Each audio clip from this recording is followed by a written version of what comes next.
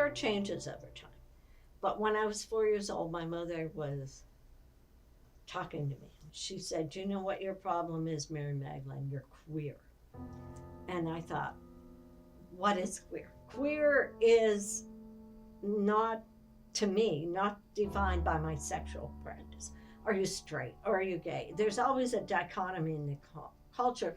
So there's always a prioritizing man, woman. There's not a balance. There's never a balance. So queer allows you to be alternative, outside of the culture. Analyze the culture. Think about not only the culture, the politics, the myth, the religion, the iconography. Should I say hi?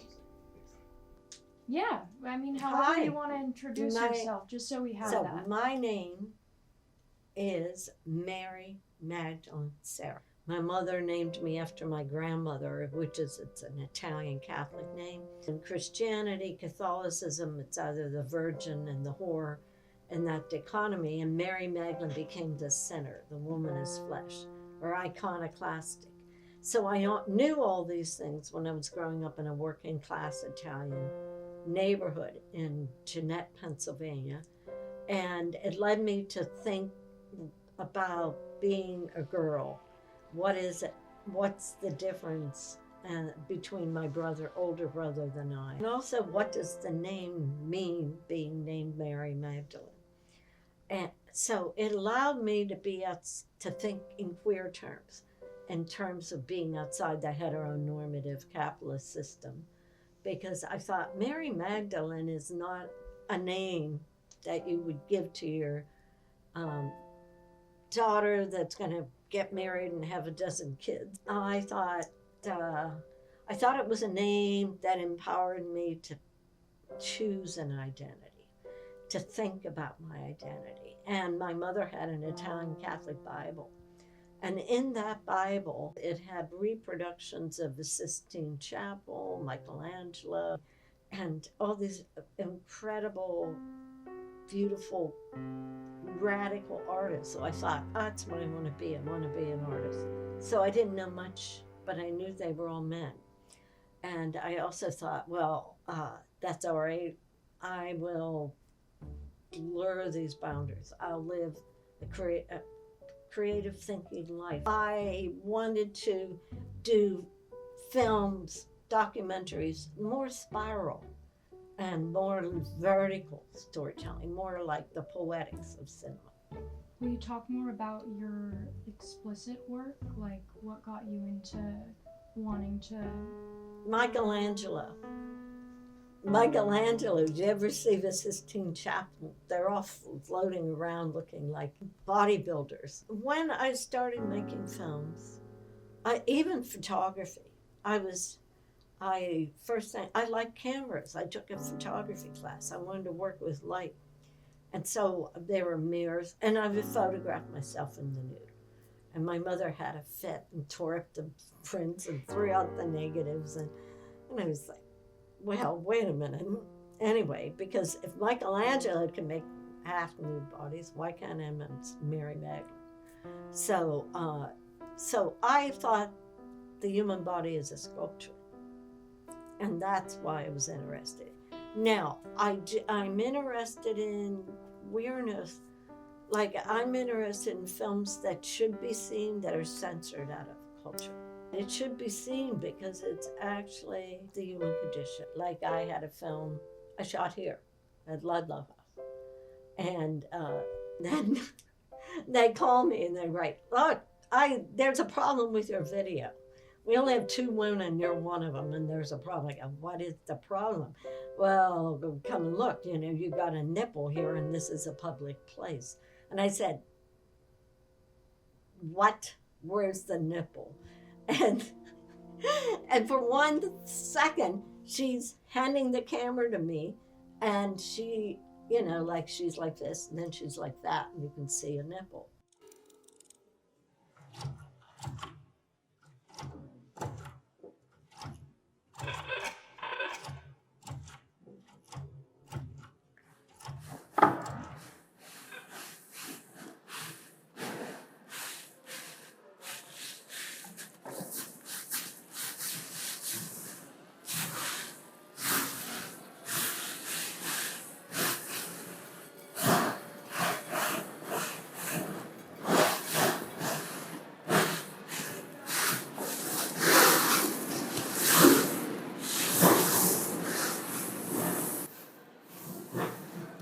I think, well, that's a powerful image. It should be seen more often.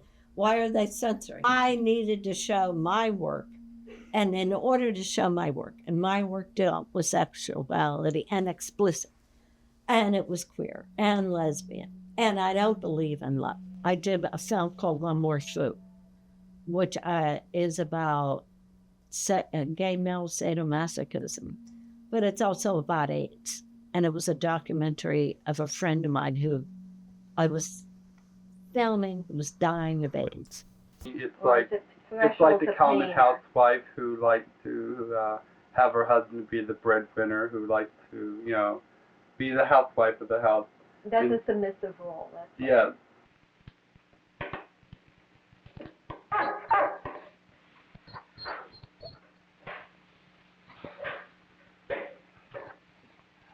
It's not defined by sexuality, it's defined by personality or character. Basically, yes.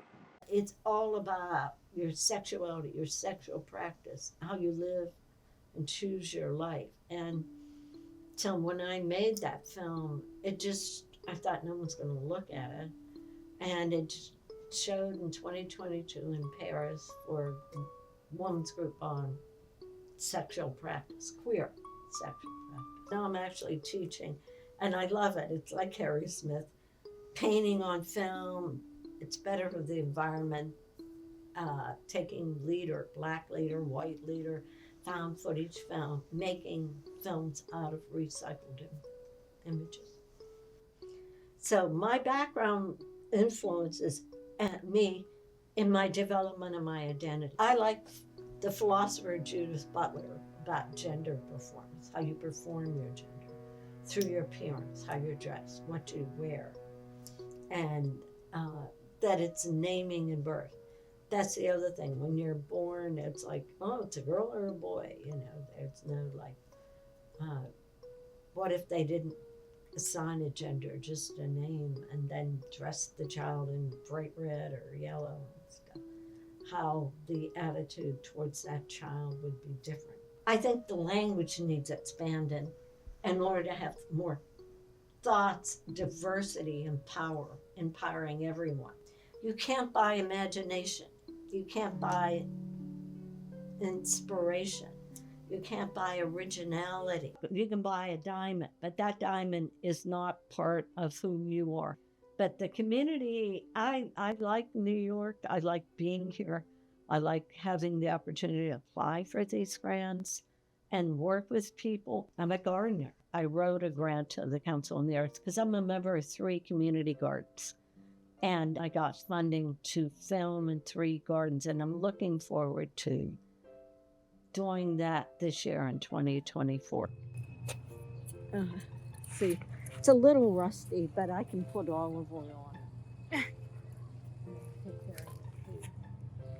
A little pruning. And it has it spreads, it'll be everywhere. And you can't eat it, and it has, it's invasive. So you just have to control it and get it out. Gardening and talking about connecting out to the earth and growing things, and also communities. How do you form a community that works together for the common good? Jesus, Virgin and Angel. Love came about in the 20th century in its mythology. It's part of this person's going to fulfill me. You're going to have stability. Instead of creating community, expanding. I think it trivializes it. It's illegal. Laura Kipnis wrote Against Love, a polemic, and almost lost tenure. They came out with machine guns at Laura Kipnis because what are you going against? You're going against the commodity. It's not even capitalism. It's like a commodity fetish patriarchal system of ideal beauty. It's your appearance. It's your commodity. What are you marketing? What are you selling? When someone looks at your face, what do you want them to see? And like I was reading about Marguerite Duras, was walking down the street in Paris. She was one of my favorite writers, and someone came up to her and she said, hi, and he didn't know her. And he said, Marguerite, you were so beautiful when you were young. And she said, my face is a roadmap of the life I have lived.